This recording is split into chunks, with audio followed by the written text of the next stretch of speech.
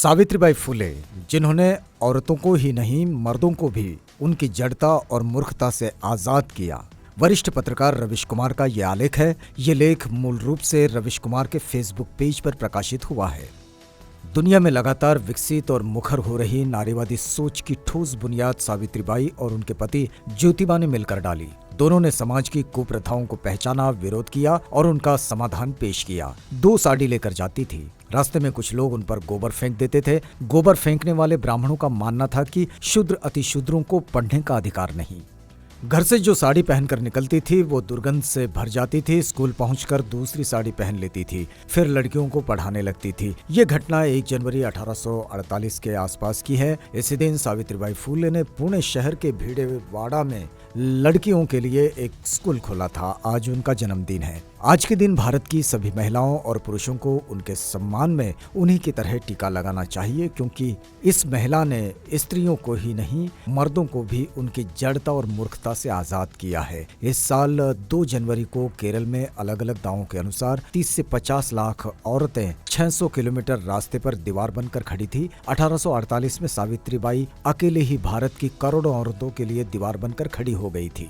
केरल की इस दीवार की नींव सावित्रीबाई फुले ने अकेले डाली थी, अपने पति ज्योतिबा फुले और सगुणाबाई से मिलकर। इनकी जीवनी से गुजरिए आप गर्व से भर जाएंगे। सावित्रीबाई फुले की तस्वीर हर स्कूल में होनी चाहिए, चाहे वो सरकारी हो या प्राइवेट। दुनिया के इतिहास में ऐसी महिला नहीं हुई है। जिस ब्राह्मणवाद ने उन पर गोबर फेंका, उनके पति ज्योतिबा को पढ़ने से पिता को इतना धमकाया कि पिता ने बेटे को घर से ही निकाल दिया। उस सावित्रीबाई ने एक ब्राह्मण की जान बचाई जब उससे एक महिला गर्भवती हो गई। गांव के लोग दोनों को ही मार रहे थे। सावित्रीबाई पहुंच गई और दोनों को बचा लिया। सावित्रीबाई ने पहला स्कूल नहीं खोला, पहली अध्यापिका नहीं बनी, बल्कि भारत में औरतें अब वैसी नहीं दिखेगी जैसी दिखती आई है, इसका पहला जीता जागता मौलिक चार्टर बन गई। उन्होंने भारत की मरी हुई और मार दी गई औरतों को दोबारा से जन्म दिया। मर्दों का चोर समाज पुणे की विधवाओं की गर्भवती कर आत्महत्या के लिए छोड़ जाता था। सावित्रीबाई ने ऐसी गर्भवती विधवाओं के लिए जो किया, उसकी मिसाल दुनिया में शायद ही हो। 1892 में उन्होंने महिला सेवा मंडल के रूप में पुणे की विधवा स्त्रियों के आर्थिक विकास के लिए देश का पहला महिला संगठन बनाया।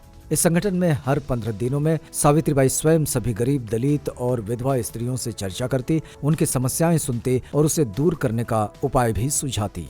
मैंने ये हिस्सा फॉरवर्ड प्रेस में सुजाता पारमिता के लेख से लिया है। सुजाता ने सावित्रीबाई फुले का जीवन वृत्त विस्तार से लिखा है। आप उसे पढ़िए और शिक्षक है तो क्लासरूम में पढ़कर सुनाइए। ये हिस्सा जोर जोर से पढ़िए। फुले दंपति ने 28 जनवरी 1853 में अपने पड़ोसी मित्र और आंदोलन के साथी उस्मान शेख के घर में बाल हत्या प्रतिबंधक गृह की स्थापना की, जिसकी पूरी जिम्मेदारी सावित्रीबाई ने संभाली। वहाँ सभी बेसहारा गर्भवती स्त्रियों को बगैर किसी सवाल के शामिल कर उनकी देखभाल की जाती, उनकी प्रसूति कर बच्चों की परवरिश की जाती, जिसके लिए वहीं पालना घर भी बनाया गया। ये समस्या कितनी विकराल थी, इसका अंदाजा इसी बात से लगाया जा सकता है कि मात्र 4 सालों के अंदर ही 100 से अधिक विधवा स्त्रियों ने इस गृह में बच्चों को जन्म दिया। दुनिया में लगातार विकसित और मुखर हो रही नारीवादी सोच की ऐसी ठोस बुनियादी सावित्रीबाई और उनके पति ज्योतिबा ने मिलकर डाली। दोनों ऑक्सफोर्ड नहीं गए थे, बल्कि कुप्रथाओं को पहचाना, विरोध किया और समाधान पेश किया। मैंने कुछ नया नहीं लिखा है, जो लिखा था उसे ही पेश किया है, बल्कि कम लिखा है। इसलिए लिखा है ताकि हम सावित्रीबाई फुले को सिर्फ डाक टिकटों के लिए याद ना करें, याद करें तो इस बात के लिए भी कि उस समय का समाज कितना घटिया और निर्दयी था। उस अंधविश्वासी समाज में कोई तार्किक और सहृदयी एक महिला भी थी, जिसका नाम सावित्रीबाई फुले था।